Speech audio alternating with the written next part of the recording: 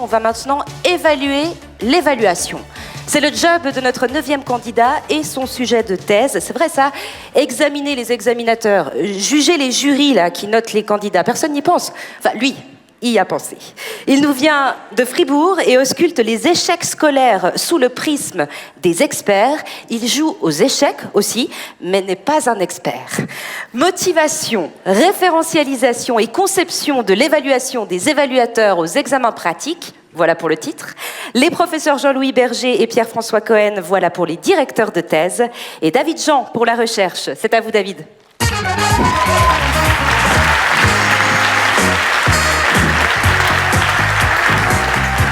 Alors, vous êtes bien installé?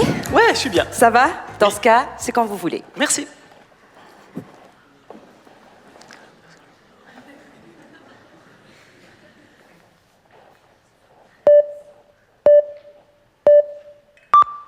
Rendre simple les choses complexes, c'est quelque chose que j'apprécie énormément. C'est ce que je vais faire avec ce que vous avez derrière moi. Mais d'abord, je dois un petit peu contextualiser ma recherche. Je m'intéresse à ce que font les jeunes à la sortie de l'école obligatoire. 66% vont faire une formation professionnelle, c'est-à-dire apprendre un métier comme coiffeur, confiseur, vendeur, peintre. Au bout de leur formation, il y a des experts du même métier qui vont venir les évaluer pour vous dire « Ok, t'es bon, tu peux faire le job, t'as ton papier ». Moi, j'ai eu envie de savoir, parce que ça fait bientôt 20 ans que je fais justement cette fonction d'évaluateur, quelle est la motivation qu'ont les gens à faire ça, qu'est-ce qui les motive à le faire, et de cette motivation, quel style d'évaluation va en sortir, comment ces évaluateurs vont évaluer et transformer leur réflexion. Pour faire ça, on va utiliser une modélisation par équation structurelle. Il fallait que je le place. Ça se lit en fait assez simplement, on suit les flèches et à l'intérieur de la flèche, il y a un numéro qui indique à quel point cette flèche explique la bulle suivante. On commence par l'expérience. J'ai des années d'expérience, 18 comme évaluateur, ça explique que je sois compétent à faire ce travail.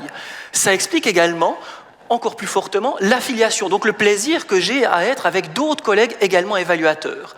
Maintenant que vous connaissez le système, vous voyez que l'autonomie explique quasiment rien du tout parce qu'on n'a pas d'autonomie. On reçoit des documents déjà tout faits. Ceci va expliquer ma motivation qui explique 3 types d'évaluation. En premier, on va descendre sur l'évaluation normative. C'est quand on évalue l'apprenti par rapport à ce qu'on voudrait voir, par rapport à ce que l'on aime. C'est en pointillé, en langage scientifique, ça veut dire que ça n'apparaît pas, c'est très très bien. Les évaluateurs, en fait, eux, ils vont faire une évaluation critériée, c'est-à-dire qu'ils regardent que demande le métier et est-ce que l'apprenti répond à ces demandes. Oui, ils le font, ils font cette évaluation, c'est une bonne chose, et ils la font encore plus s'ils font des formations plus avancées, c'est-à-dire des formations dans la branche professionnelle, CITE 6, bref, ils continuent de faire des études. Et on a autre chose, et ça c'est vraiment le cœur de ma thèse, c'est cette autorégulation. Les évaluateurs vont évaluer des apprentis et se dire « je vois ces erreurs, ok, je vais changer la manière de former mes propres apprentis ». Donc ils vont pouvoir changer leur manière de travailler. Et comme vous avez compris ces flèches, si on va de l'affiliation à la motivation, ça explique. Si on va de la motivation à l'autorégulation, ça l'explique, toujours de manière positive. Et inversement, si on prend mathématiquement de l'affiliation à l'autorégulation, on a un score négatif. C'est-à-dire que si les experts ne sont pas motivés, si on enlève la motivation de l'équation, ils ne feront pas d'autorégulation, ils n'amélioreront pas leur formation.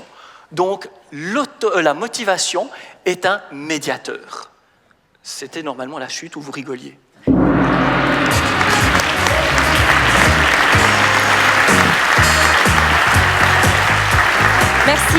Merci David Jean.